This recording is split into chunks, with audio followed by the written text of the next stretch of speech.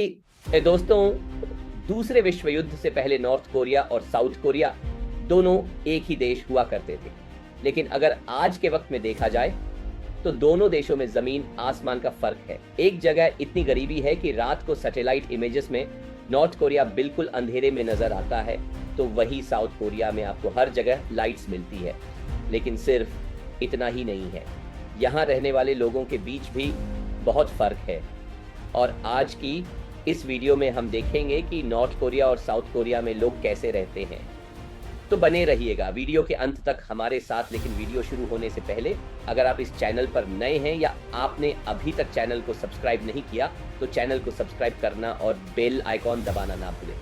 North Korea की अगर बात की जाए तो वहाँ पर बहुत ही कम लोग ऐसे हैं जिनके पास एक पासपोर्ट है, और सरकार इस बात का खास ख्याल रखती है कि वहाँ रहने वाले लोग देश छोड़कर ना जा पाए। सिर्फ ओलंपिक्स या फिर किसी खास कारण से ही वहाँ के लोग देश छोड़कर बाहर जा सकते हैं। सिर्फ इतना ही नहीं, नॉर्थ कोरिया में रहने वाले लोगों को अगर एक शहर से दूसरे शहर भी जा रहा हो तो उसके लिए उन्हें स्पेशल परमिट्स की ज़रूरत पड़ती है। नॉर्थ कोरिया में अभी सिर्फ एक ही एयरपोर्ट है जहाँ पर सिर्फ एयर चीन और नॉर्थ कोरिया की सरकारी एयरलाइंस की फ्लाइट्स चलती है। साथ ही नॉर्थ कोरिया में हर साल सिर्फ 6000 टूरिस्ट आते हैं, जिस वजह से एयरपोर्ट ज़्यादातर खाली रहता है। दूसरी ओर साउथ कोरिया को देखा जाए तो वहाँ के लोगों को देश के बाहर और देश भर में घूमने की पूरी आज़ादी है और उन्हें ज़्यादातर स्पेशल परमिशन की ज़रूरत नहीं पड़ती। सिर्फ इतना ही नहीं, साउथ कोरिया का पासपोर्ट दुनिया का तीसरा सबसे स्ट्रांग पासपोर्ट माना जाता है, जिस वजह से साउथ कोरिया के सिटीजन्स को 170 देशों में वीज़ा फ्री एंट्री या फिर वीज़ा ऑन एन अराइवल की सुविधा मिलती है। इसके अलावा हर साल साउथ कोरिया में 5 करोड़ से ज्यादा टूरिस्ट आते हैं और उनकी राजधानी सियाल का इंटरनेशनल एयरपोर्ट दुनिया के सबसे बिजिएस्ट एयरपोर्ट में से एक है। सिर्फ इतना ही नहीं, इस एयरपोर्ट को 2015 से अब तक लगातार हर साल दुनिया के बेस्ट एयरपोर्ट के अवार्ड मिलता है।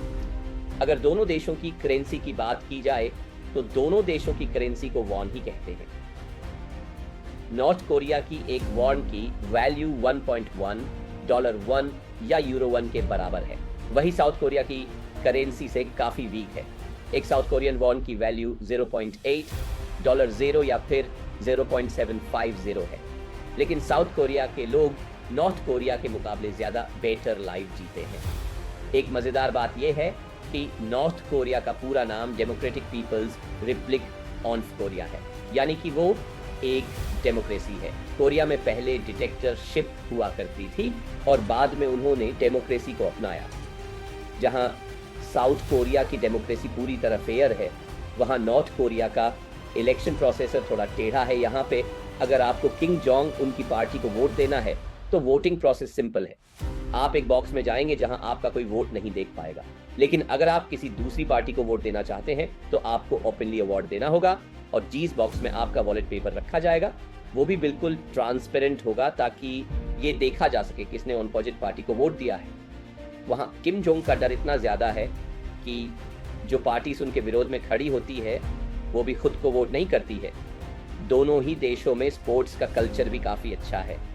नॉर्थ कोरिया में फुटबॉल, वॉलीबॉल और बास्केटबॉल जैसे खेल काफ़ी पॉपुलर है। ओलंपिक में भी वो हर बार हिस्सा लेते हैं।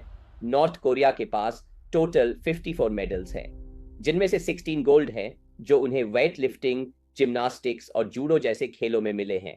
दूसरी और साउथ कोरिया में ताइक्वांडो और बेसबॉल काफ़ी ज़्यादा पॉपुलर है। इसके अलावा उनकी ओलंपिक परफॉर्मेंस भी काफ़ी सही रही हैं। साउथ कोरिया के पास टोटल 287 मेडल्स हैं, जिनमें से 121 गोल्ड मेडल्स हैं।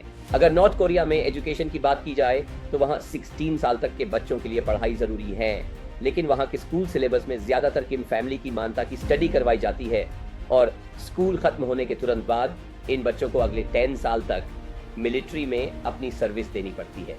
सिर्फ इतना ही नहीं, नॉर्थ कोरिया के रूल्स के हिसाब से वहाँ पर हर क्लासरूम में किम जोंग, उनके दादा किम मिल संग और पिता किम जोंग इल की तस्वीर होना मैंडेटरी है।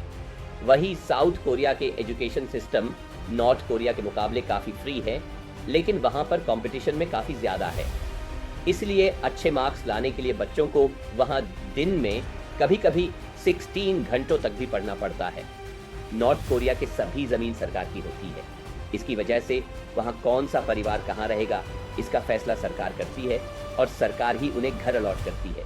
यही वजह है कि जो लोग सरकार के करीब है उन्हें नॉर्थ कोरिया की कैपिटल में महंगे अपार्टमेंट्स दिए जाते हैं, जबकि बाकी सारी पॉपुलेशन बहुत ही छोटे और जर्जर मकानों पर रहती है। नॉर्थ कोरिया में दिखावे के लिए फ्रीडम ऑफ स्पीच भी है, लेकिन अगर कभी आपने वहां की सरकार के खिलाफ कुछ बोला तो आपको जेल भी हो सकती है। यही वजह है कि वहां की मीडिया भी पूरी तरह से सरकार की कंट्रोल में है और वो भी सारा दिन सिर्फ नॉर्थ कोरिया के लीडर की भक्ति में मगन रहती है। नॉर्थ कोरिया में एक भी प्राइवेट चैनल नहीं है और वहां पर म्यूजिक सुनना या फिर साउथ कोरिया में प्रोड्यूस हुआ कोई भी शो देखना इलीगल है। वही दूसरी ओर साउथ कोरिया में कोई भी आदमी कहीं भी रह सकता है, साथ ही वहां पर बोलने की भी पूरी आजादी है। साउथ कोरिया में न सिर्फ प्राइवेट चैनल्स है, पर साउथ कोरिया में प्रोड्यूस किए गए शोज और एनीमे सीरीज पूरी दुनिया में पॉपुलर है। इसके अलावा साउथ कोरिया का केप ओनफ म्यूजिक भी धीरे धीरे दुनिया भर में फैल रहा है और मशहूर के पॉप बैंड्स BTS इसका काफी बड़ा एग्जाम्पल है। नॉर्थ कोरिया के सिनेमा को भी दुनिया की बेहतरीन सिनेमा इंडस्ट्रीज में से एक माना जाता है और 2020 में साउथ कोरिया की पैरासाइट मूवी ने ऑस्कर जीतकर एक नया इतिहास भी रच दिया था। नॉर्थ कोरिया में एवरेज ली जाए तो 1000 लोगों में से सिर्फ 11 के पास ही कार्स हैं। इसी वजह से नॉर्थ कोरिया की सड़कें आपको ज्यादातर खाली नजर आती है। नॉर्थ कोरिया में सिर्फ एक कार मैन्युफैक्चरिंग कंपनी है जिससे सरकार कंट्रोल करती है। वही दूसरी ओर अगर हम साउथ कोरिया के एवरेज देखें तो वहां हर 1000 में से 475 लोगों के पास कार है और साथ ही वहां किया और हुंडई जैसे कार कंपनीज दुनिया भर में पॉपुलर है। जहां नॉर्थ कोरिया में कोई भी प्राइवेट कंपनी नहीं है, वही साउथ कोरिया से निकली सैमसंग जैसी कंपनीज दुनिया भर में एक डोमिनिंग फोर्स है और अपनी अलग ही पहचान बना चुकी है। नॉर्थ कोरिया अगर आगे हैं तो वहां की छुट्टियां में नॉर्थ कोरिया में हर साल 71 पब्लिक हॉलीडेज होती है और लगभग सभी छुट्टियां वहां की रूलिंग पार्टी और किम फैमिली से रिलेटेड है। नॉर्थ कोरिया की सबसे इंपॉर्टेंट छुट्टी किम जोंग उनके दादा के मिल्स के बर्थडे पर होती है।